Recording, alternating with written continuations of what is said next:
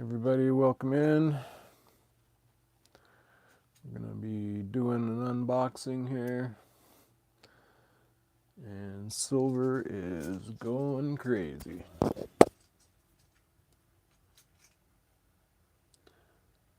We're at 54.70 at bullion by post. And 54.05 at max. And we're jumping up to 56, a little over 56 on bullion by post sometimes here, so looks to be moving up. Jake's Custom Parts, welcome in, good to see you.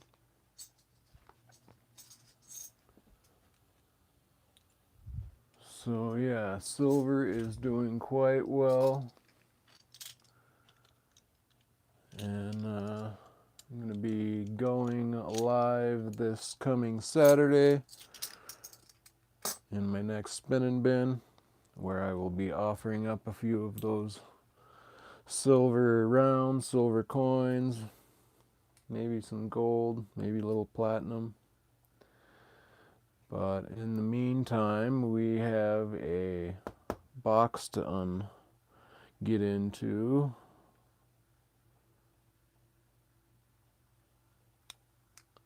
$54.65, yeah.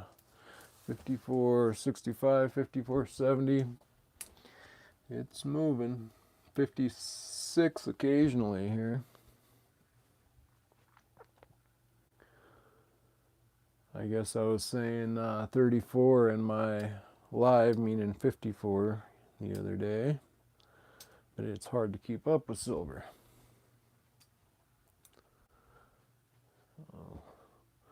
What's going on with you, Jake? How you doing?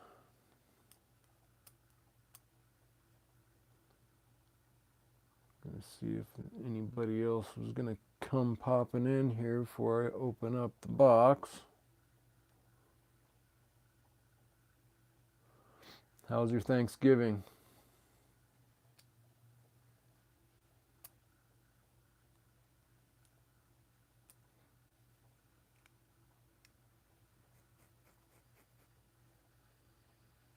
Nice. What'd you have? Did you have some turkey or turkey on pizza?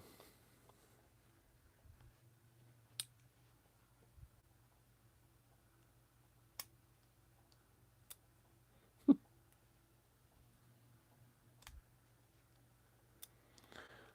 right, we got two in here. Suppose everybody's gonna be with the fam here this evening, huh? So this is the box in question. Comes out of Amplified 30 Old Kings Highway, Connecticut. I'm guessing CT must be Connecticut. All right, here we go. Five in. All right, so yeah, we're gonna be getting into this here box. This is a auction win I had, and I'm pretty excited about it. That and silver being up. Let's go check this again here. Yeah, 54.68 bullion by post.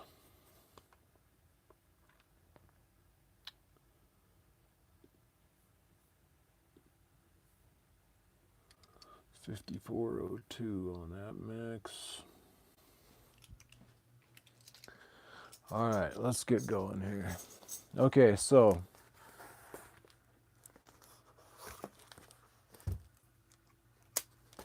I believe Space Miner was talking to me on the phone on one of these purchases, and he was egging me on to purchase it. He was saying, put another bid in there, get another bid in there, and he didn't even know what I was buying. He just wanted me to see me buy something.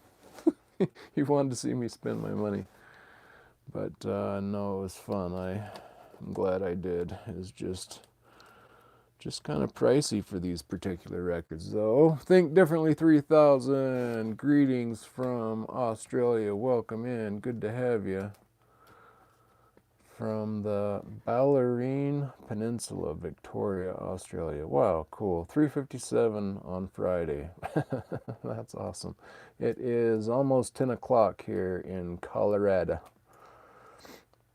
What's in the box? In the box we have an auction win of some very unique special vinyl that I'm excited to get into. So we have made a few cuts. Just seeing, well, hey Jolo, what's going on, bud? Happy Thanksgiving. Yeah, happy Thanksgiving to everybody in here. Hope you all had some turkey or whatever you have on this Thanksgiving. And if you're not from the States and enjoying the Thanksgiving, or it's Friday in Australia, I hope you're having a good day. And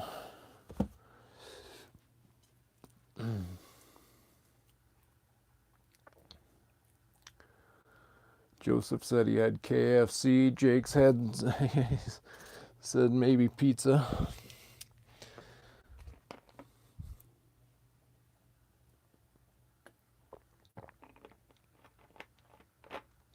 Nickel stacking. Welcome in, bud. Happy Thanksgiving. How about you? Did you get your turkey in?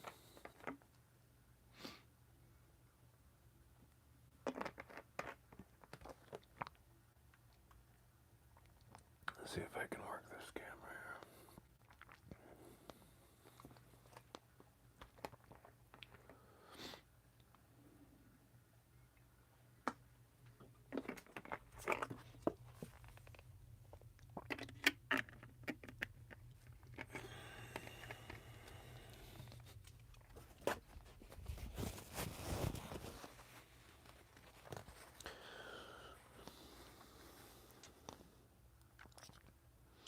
I do. I live off the stuff. All right, back to the box.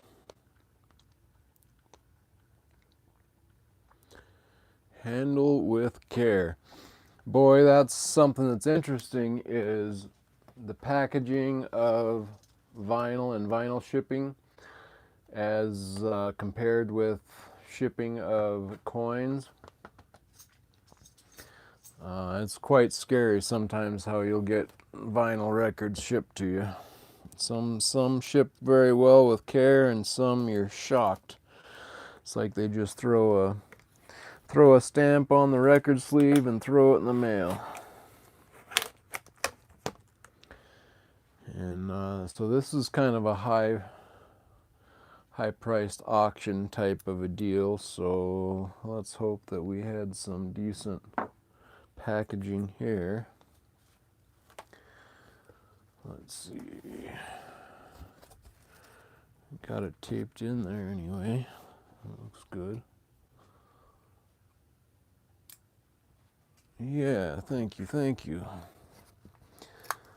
Been collecting for quite some time, DJing for quite some time, so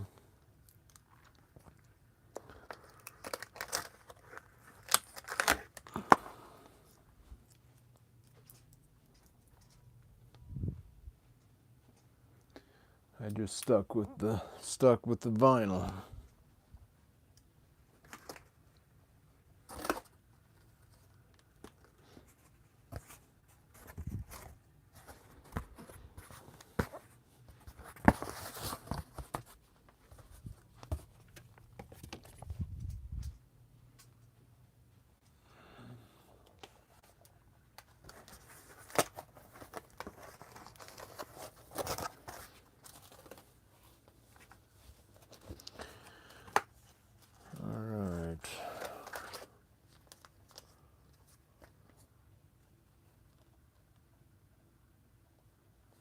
So this looks like it's brand new, mint, almost anyway.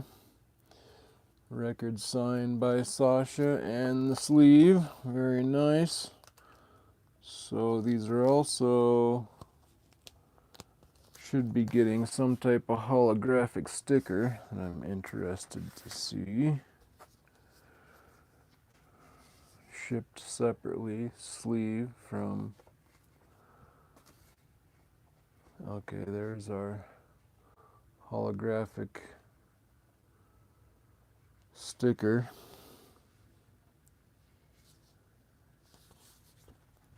Showing that it's authentic. And it looks like we've got a good inner sleeve. It's got the slick inner sleeve. So that's good, looks good all around.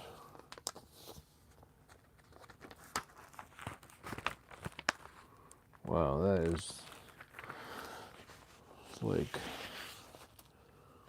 it's a brand new record, mint state.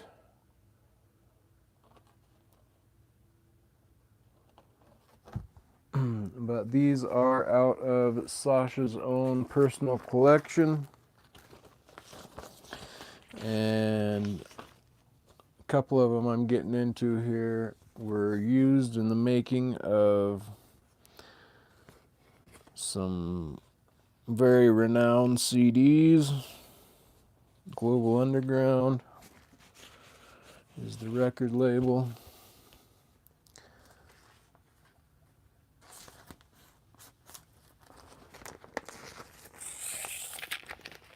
And so the very records used within the making of the CD, so I'm pretty stoked to have these records.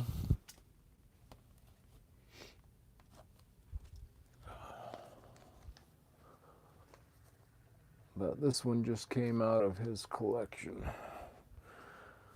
But this one was used in the making of GU 13, Global Underground 13, which is one of the records that got me into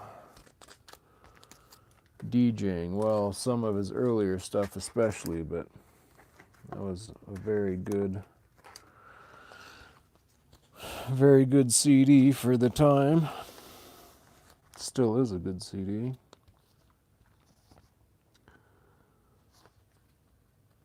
And so this was the second track off the second CD of, let's see, this CD right here. So that second track there, Paganini. And it was the Timo Moss remix. And I don't see, oh yeah. So the sleeve, all you had was the inner sleeve for this record, I guess. So there is our sticker. Let's see how this record again was used in the actual production. And it indeed shows a bit of wear. Got some fingerprints on the inside there.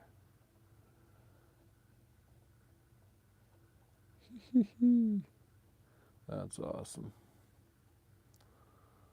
Alright, my battery is going low. I'm gonna have to hurry.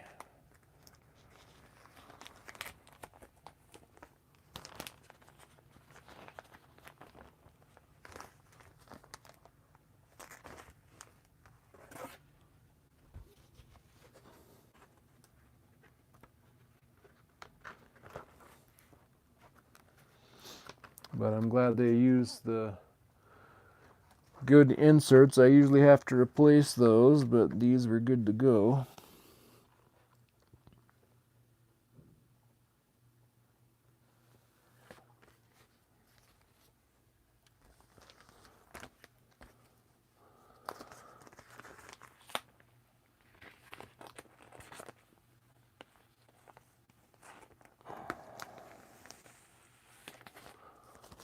So that is awesome. Very glad to have that. And then, so this is an acetate, which is quite cool. So, you know, for those of you who do not know what an acetate is, it's like a test pressing. Well, it's not a pressing. It's a lacquer cut. So if like they're trying to get it, you know, out to, it's probably they were getting it to Sasha before one of his shows. And so before it can get sent off to the record press,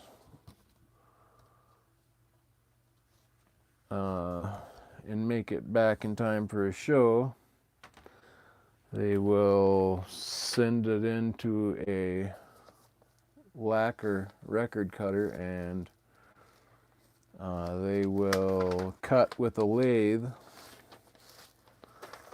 what's considered a acetate, which is just this like a aluminum. It's got an aluminum disc that is then covered with a lacquer. It just looks all smooth. And then they actually cut it with a needle as it looks like a turntable, turns the record, and then they have a little needle that actually cuts the music into the lacquer. And they actually have really good sound quality, but you can't play them very many times like you can a record before they start to wear out. But they're known to have better sound quality on the first few plays because there's nothing lost in the pressing. So it's just cut right in and really good sound quality for the first few plays, but you can't repeatedly play it because it'll wear out and start getting noisy. But this one looks pretty good. There's a little rough spot right over here, but it looks like it hasn't been played much. So, and we have, this is Blue Amazon When the Rain Falls. Garage Dub, Angel Morales Thunder Mix. Very nice. So, yeah, that's cool to have an acetate from Sasha. And that did not have, or did it on this? Oh, yeah, okay, here it is. So, yeah, there is the sticker. The holographic sticker.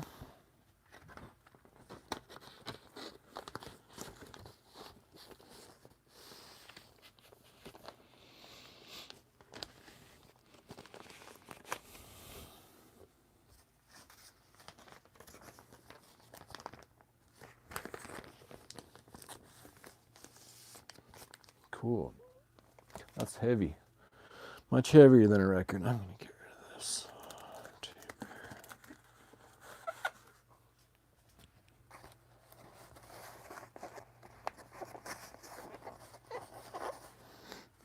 All right, and last but not least, this was definitely the prize. So this is from another one of his CDs. Definitely my favorite CD. This is Sasha's Global Underground San Francisco. And the track on this particular CD that I got is kind of a sound setter, I think, for the CD. And so I'm quite happy to have got it, and it is also an acetate, so that is very cool as well. So this was the second auction. The first auction, the record right here was in the making of the first Global Underground 13 CD, which is this CD. And but it was an actual record, so this was an actual record used in the making of that CD, but this is used in the making of this CD, and it is like one of the, I don't know if you can say better songs, but it's a great song, and it is also an acetate, so that is very cool. I'll have to read that. But yeah, so master room. But so this is most likely an artist getting, you know, his music out to Sasha for one of the shows that he was going to do, or for the making of that CD. And so it's very cool, again, to have an acetate that was used in that making of that CD. So it should have good sound quality, and also it you know, it's cool to have the acetate that was hurried over for the making of the CD. Let's see what it says here. Congratulations on winning a rare and extraordinary artifact from the Sasha Collection. This disc is an acetate, also known colloquially as a slate, dub plate, lacquer, or a one-off.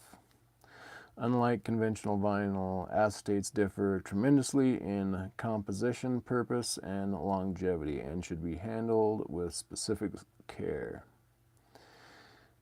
Acetates were produced for very specific professional uses, either as reference lacquers for vinyl pressing plants to evaluate a cut prior to manufacturing, or as DJ-only tools for playing unreleased or work-in-progress material in clubs.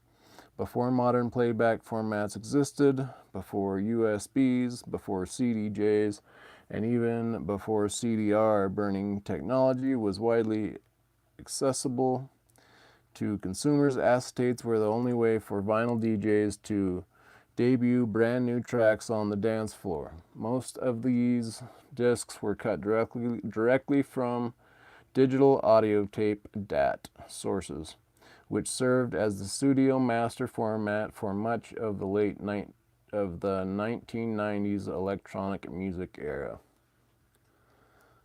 Acetates were typically created by specialized mastering houses, and they were often packaged in nondescript company sleeves with branded labels glued to each side.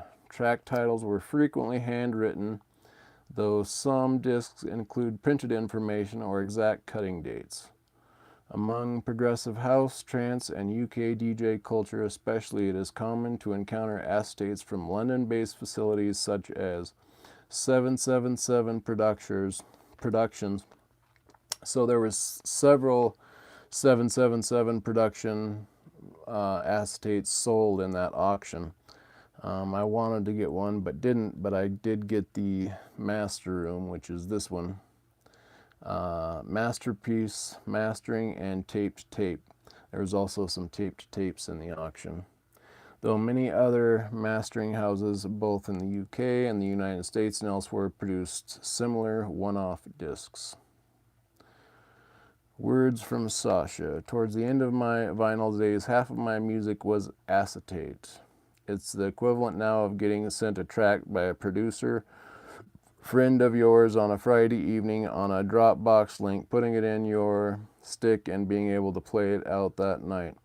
We all take that for granted now, how easy that is, but back then it wasn't like that. A lot of the time I would be sent these tracks even before the record label had heard them. The first white label might be weeks, even months away, and then from white label to release date sometimes took a long time as well. So that was the reason why it was so important and so special, was that I knew I had this music for maybe 6 months, a year. I was one of the only few that had this piece of music, so it really made my sets very unique back then. I owe a lot to that process. It made my sets very, very special. Sasha interview with Super Progressive on GU 009 San Francisco.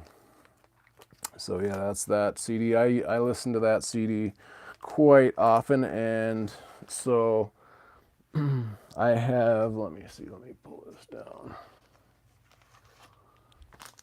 So I have, actually that's not it. So I have a couple. This is the same Sasha 13 Ibiza Global Underground. They just pull a few tracks off the CD for vinyl. And I have a few copies of that, but I also found a new, still shrink wrapped copy. So this is a brand new album from back when it first came out, and also a brand new shrink wrapped CD from when it first came out. And with this one, with this record, I have my original CD that I first bought back in the day, and I took it out and looked at it. It's actually in really good condition, and even the CDs look like they haven't been played, and it's probably because I, recorded them, burned those onto different discs just once in the burner and put them away. So I'm glad to have this original copy. And there's not a lot with this particular picture cover. And let's see, what did I do with it? So it was kind of interesting because this came out the year I also did some construction work as a carpenter in San Francisco, and it's like, I'll have to check, but it was close to the same year that this was done. And it's funny because we both got our picture taken right at the San Francisco Bridge. And that's me with my carpenter friends. They were the ones that wanted the picture, so I didn't really realize it. But now I'm glad I have this picture because it matches up with the CD, and now I ended up with this record that was actually used in the production of that CD. And I used to drive around listening to this CD all the time. So this is a great track. Oh, and then, so this just comes with an acetate, like it was saying. There's no actual record sleeve. This was just kind of a white label or whatever you would say to get it out to the artist. But once it actually made it to the record production company, it came out like this. So this is that same record. And it's a pretty sweet cover, and it is a great record. So this is it when it came out from the record press, but this is it before it made it to the record press, when Sasha was using it at his club, whatever show he was doing, and or on the CD itself. So this will be framed up, and a nice piece of music history.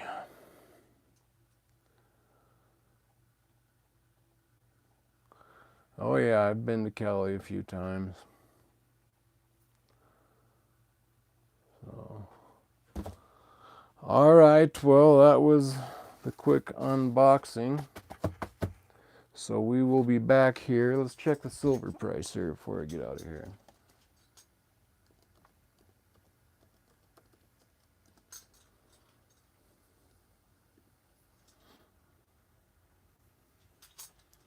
Got 54.85 on bullion by post and 54.16 at max. So yeah, happy Thanksgiving. Hey Gerald, welcome in. Good to see you. What songs do I recommend from? Oh, well, man, he's got a lot of good ones, and just like these. What was cool was back in the day when these DJs, like these big DJs that got world renowned because they were kind of at the beginning of the global underground, and they would play mostly other people's records, mostly other people's music, and just pulling the songs that mixed well together and built progressively together and made painted a beautiful picture. And that's what was great about some of those early CDs was those DJs would work together with other producers and just highlight the best music out there. And so it was fun to see them build music from their full record collection. But now, you go to a Sasha show and it's pretty much all his own music, which he produces very good music as well. But, there was something for the time when, they DJ'd lots of other people's music with sometimes their own music. Like this second, I think it says that on the back of one of these that Sasha's playing his, right here, see, like right here it says Sasha's playing his own, meaning one of these tracks here is his Expander. That was one of his first big tracks that went on Global Underground CD. But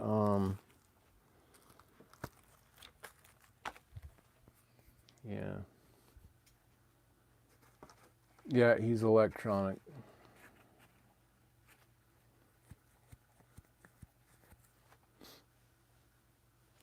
Cool. Yeah, and he used to collaborate, him and John Digweed, and I've seen them a few times at shows. Sasha and Digweed, a couple big underground music names. So it's pretty cool now to have that. That's what I was listening to when I first started DJing. Quite inspirational. And now to have the very record that was used to make that CD is pretty cool. And it being a acetate, which makes it quite rare, a piece of music history for sure. So a highlight for me in the record collection. Let's see here. Show you guys the record collection.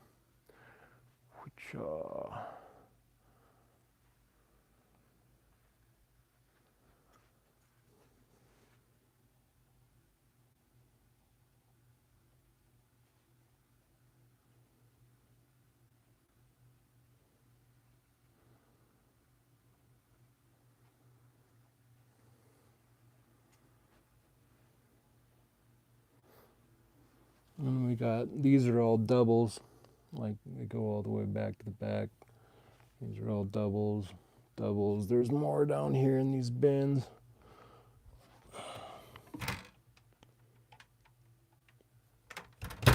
So pretty much a full house here.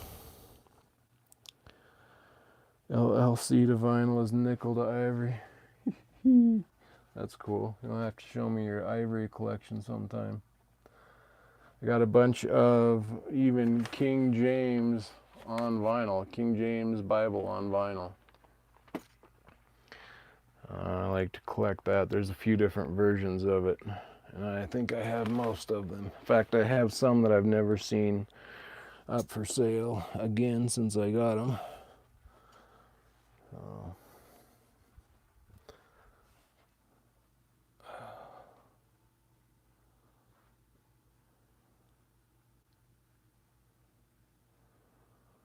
So yeah, that's my record collection. But these that I just got here today are going to be framed up. Quite special pieces. Yeah, so the first record for the, that was used in the making of this CD will be framed up along with this new sealed CD from that time, and also this new sealed vinyl from that day. And then I'll be using the CD that I had for this acetate that I got, and let's see, oh yeah, and then I'll be using the actual record. I got a new record coming in that I will be framing up with the acetate. So indeed, very cool. Oh man, how much is it worth? I don't know, it's worth quite a bit. I think I've showed you guys this before, but I have one record. I just found this like a few months ago, but I have one record here that is worth $2,000. Well, it's like 4 records in one set, but this set right here, so this is the set that I use. I often buy in doubles or triples. Now I buy in triples when I can, so I'll buy 3 of each record, and I'll have one that I use, one that I put on as backup, like if I scratch it when I'm back spinning or something, I need a backup, so I'll keep a backup on hand, and then the third one I'll put up for sale.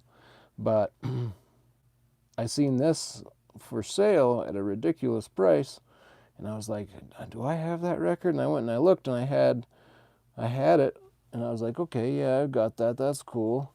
And then I was like, too bad I don't have a double. But then I was looking through my doubles, and I actually did have a double. So I have one that's sealed, and it's like number 16 or something, and it was a limited run. And the last one they sold for like 300, then 500, then 700, then 1,000, and then the last one that sold was 1,800, and it was new with shrink wrap, but the shrink wrap was all tore off. It looked a little bit sketchy. I think it was still original shrink, but it was kind of tore up, and it was like 300 or something. Mine is fully shrink wrapped, no sketchiness at all, and it was like number 16, so it should be a good $2,000. And but yeah, so, and that, when I bought it, the other one has the sticker on it, and it was like $26 or whatever when I bought it. And then I don't know what is, probably like 5-10 years or something, and went from 26 to $2,000 basically. So yeah, sometimes some of these records really, and I have several that are $500 to $1,000, and lots of them at hundreds of dollars. So, but a lot of them are just $10-15 a piece. Some of those down there are not very good at all, and so they wouldn't be $2-3 or something like that. So it varies. But yeah, some of them have done very well for me, so they can be a good investment too. But you got to know your genre. Like some of mine are valuable because I pay attention to it, and I get a hold of them when they come out. And then if they're limited, then they can do quite well. But if you go down to the Walmart or whatever and buy whatever they have there, mainstream stuff, it won't be worth much on the resale. In fact, and what's cool is I'm always going to the record stores and whatnot, and I found I bought some records just because they were on sale. I think the store was going out of business, and it was like the 30-cent bin, and I was just going through it, and I was like, there wasn't anything I liked, but there was a few that I was like, man, for 30 cents, you know, I'll buy that. I know there's going to be some value there someday. So a few of those, I was looking through them the other day, and I bought like 3 of them just because that's how I like to do it. And sure enough, I bought them for like 30 cents, and now they were selling for like 200, 250. So I was like, wow, score.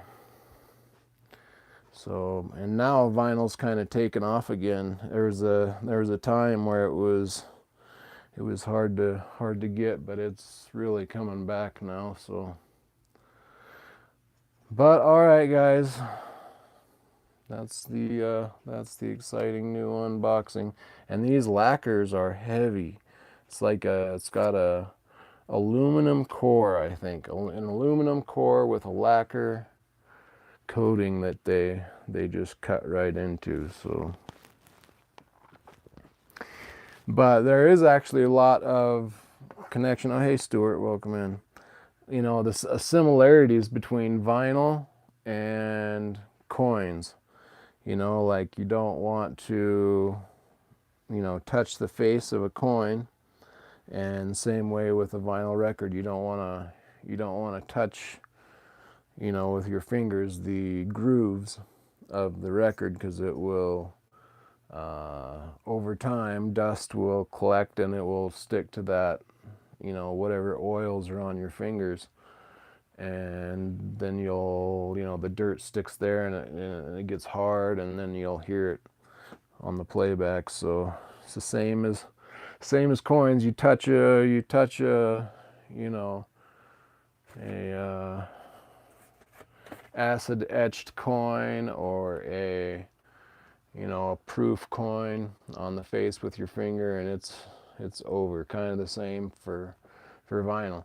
If you do touch it, there are, like, if you just happen to touch it yourself, you can fix that by like getting a cleaner. If it's a fresh print, you can put like a good vinyl cleaner, kind of like a soap cleaner, and take the oils off your record, and it will be fine. The problem is when you just leave it and if you don't clean it off, then over time the dust finds a way on there, and then you'll hear it becomes noisy. But never use lots of places will try to sell you, like record stores, like nice record stores even, will try to sell you popular record cleaners, and lots of them have alcohol. And just don't use alcohol if you're gonna clean your records. That stuff, like, a lot of people will say, oh, it's okay, but it's not. It takes little, like, there's a smooth finish on a new vinyl record, and alcohol like kind of eats away at that smooth covering. Yeah, rubbing alcohol. Yeah, don't do it. It'll clean your record well, but it takes away that surface a little bit. It eats some of that surface, and just kind of becomes a little bit noisier.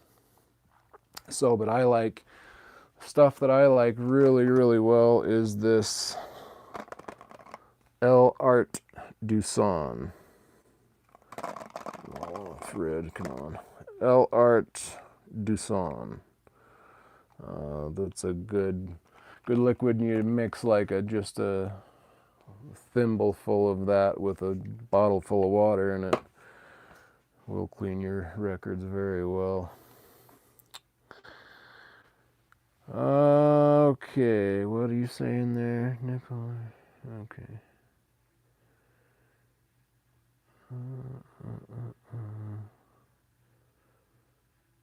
All right, guys, cool. Well, oh, hey, 3D, welcome in.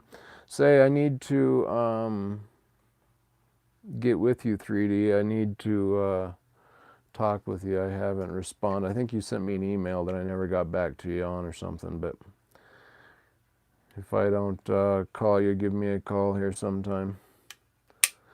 Happy Thanksgiving. Hope you had a good Thanksgiving, everybody that's just joining here of late. So, yeah, so I got some amazing new records, or old records, I should say, but historical, used in the making of some of the biggest global underground CDs probably ever made. So, yeah, I don't know if it's quite that much, but there's probably some value there.